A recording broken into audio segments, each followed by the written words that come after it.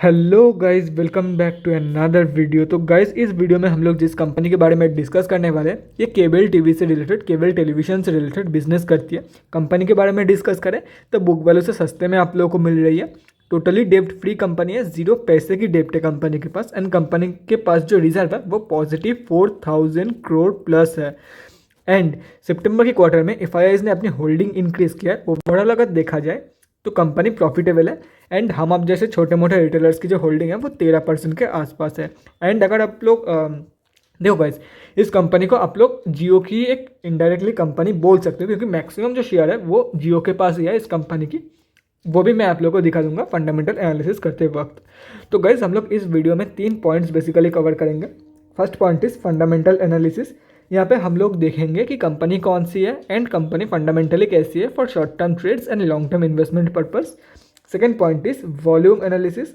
Volume को analyse करके हम लोग फ्यूचर ट्रेंड के बारे में अंदाज़ा लगाने की कोशिश करेंगे। And the third point is technical analysis.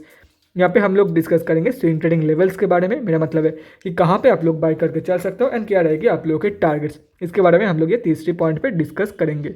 तो गाइस, बिना टाइम वेस्ट किए पहली पॉइंट की तरफ बढ़ते हैं और देखते हैं कि कंपनी कौन सी है एंड कंपनी फंडामेंटली कैसी है।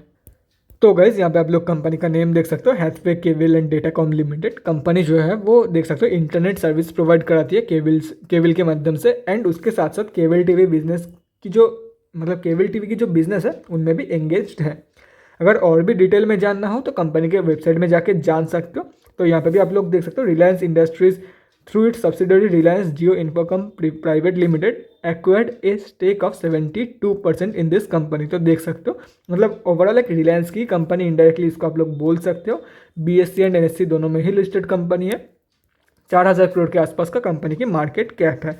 स्टॉक का पीई स्लाइटली हाई है, 55.2 की पीई है। ROCE 2.29%, return on equity 1.62%। Last 6 months की जो रिटर्न है वो -20% के आसपास है। कंपनी एक ह्यूज डाउन ट्रेंड में है। बुक वैल्यू से सस्ते में आप लोगों को मिल रही है एंड एक साल में ठीक ठाक रिटर्न ये कंपनी आप लोगों को देके जा रही है। फेस वैल्यू 2 रुपये की है एंड लास्ट 3 ईयर्स की जो सेल्स ग्रोथ है वो सिर्फ 4% के आसपास निकल के आ रही है कंपनी में। प्रोज एंड कॉन्स के बारे में डिस्कस करें तो गाइस, यहाँ पे आप लोग प्रोज एंड कॉन्स में देख सकते हो, कंपनी जो है वो डेब्ट रिड्यूस किया है एंड कंपनी ऑलमोस्ट डेब्ट फ्री है एंड बुक वैल्यू से सस्ते में आप लोग को मिल रही है। तो गाइस देखो, ये जो डेब्ट रिड्यूस करने वाली बात है ना, ये पिछले साल की बात है। मार्च से ये कंपनी टोटली डेब्ट फ्री बन चुकी है, लेकिन फिर भी पता नहीं कि क्यों यहाँ पे लिखा हुआ है कंपनी ऑलमोस्ट डेब्ट फ्री है। ऑलमोस्ट नहीं, टोटली डेब्ट फ्री बन चुकी है कंपनी फ्रॉम मार्च। उसके बाद कौन से में डिस्कस करें, कंपनी रिपीटेड प्रॉफिट तो शो कर रही है लेकिन डिविडेंड नहीं दे रही है।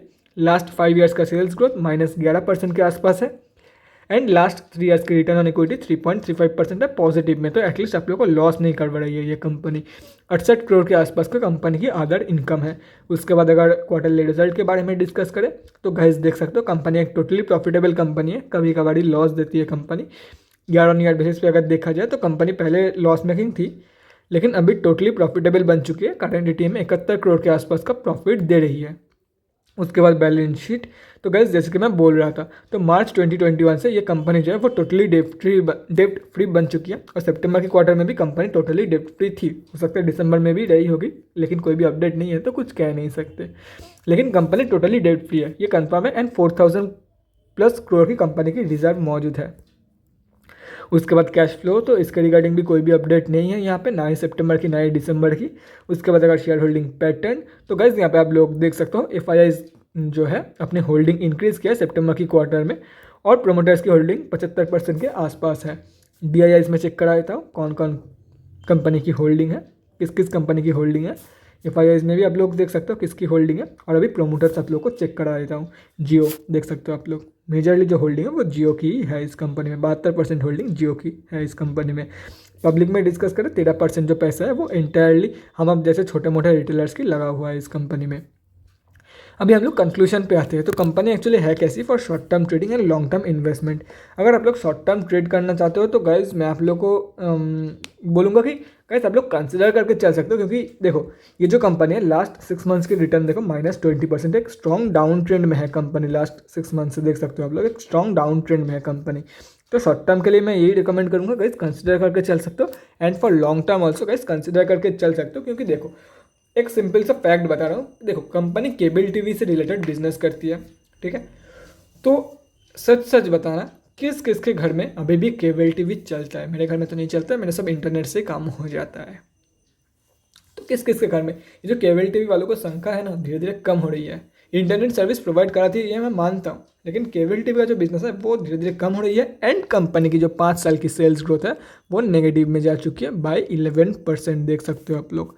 तो गाइज मैं आप लोग को यही रिकमेंड करूंगा, अगर कंपनी के ऊपर भरोसा है तो आप लोग आराम से बाय करके चल सकते हो, क्योंकि कंपनी एक प्रॉफिटेबल कंपनी है और पहले लॉस मेकिंग थी, अभी प्रॉफिटेबल बन चुकी है। तो आराम से आप लोग बाय करके चल सकते हो। ऊपर से रिलायंस ग्रुप की कंपनी है, बोल ही सकते हो ये, तो आप बाय करके चल सकते हो। लेकिन देखो, मैं आप लोग को रिकमेंड करूंगा कि you can consider it for long term, otherwise भरोसा नहीं है तो मत खरीदो, मत खरीदो। अगर भरोसा नहीं है तो देखो, सिर्फ प्रॉफिट के बेसिस पे जज नहीं कर सकते किसी भी स्टॉक को। मैं एकदम बिजनेस, देखो अगर आप लोगों को लग रहा है कि मैं गलत बोल रहा हूँ तो फंडामेंटली अगर देखा जाए सिर्फ और सिर्फ फंडामेंटली, तो आराम से आप लोग बाय करके चल सकते हो फॉर लॉन्ग टर्म, कोई इशू नहीं है। लेकिन अगर सब कुछ देखा जाए एकदम मतलब टोटली अगर देखा जाए, तो मैं आप लोग को यही बोलूँगा कि अगर भरोसा है तो ही जाओ, otherwise you can consider it, मतलब जाके बाई कर लो। ये नहीं है, मल्टीबैगर कंपनी नहीं है, लेकिन बाई करके आप लोग चल सकते हो। मतलब प्रॉफिटेबल कंपनी है, लेकिन रिटर्न के मामले में काफ़ी कम मिलेगा, रिटर्न आप लोगों को काफ़ी कम मिलेगा कंपनी के थ्रू।